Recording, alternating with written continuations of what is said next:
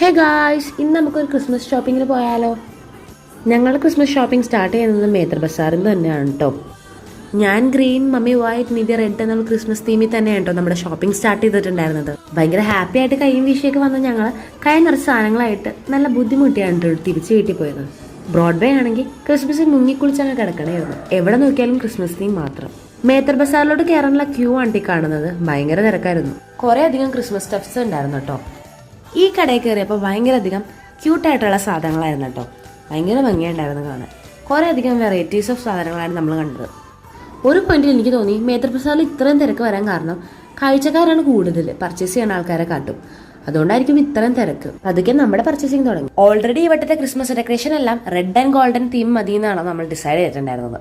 But ഇവിടെ എത്തിയപ്പോൾ ചെറിയധികം confusions ഒക്കെ ഉണ്ടായിരുന്നു കേട്ടോ. റോയൽ ബ്ലൂ ആക്കാമെന്നും ഷാമ്പിയൻ കളർ ആക്കാമെന്നും പിന്നെ പേസ്റ്റൽ പിങ്ക് എന്നുള്ള ഷെയ്ഡിലോട്ടൊക്കെ പോകാമെന്നൊക്കെ നമ്മൾ വിചാരിച്ചിട്ടോ. ബട്ട് സ്റ്റിൽ നമ്മൾ റെഡും ഗോൾഡനും സ്റ്റിക്ക് ഓൺ ചെയ്തു. പർച്ചേസിങ് അത്ര സിമ്പിൾ അല്ലായിരുന്നു കേട്ടോ. കുറെ കൺഫ്യൂഷൻസ് ഉണ്ടായിരുന്നു. അത് മാത്രമല്ല ഈ തിരക്കും. ഇതിന്റെ ഇടയിൽ കൂടെ പർച്ചേസ് ചെയ്തൊക്കെ വരാൻ ഭയങ്കര ബുദ്ധിമുട്ടുണ്ടായിരുന്നു. കുറച്ചധികം ടയർഡായിട്ടുണ്ടായിരുന്നു. ഇനി എന്തായാലും നെക്സ്റ്റ് വീഡിയോ കാണാം കേട്ടോ. ചടാ.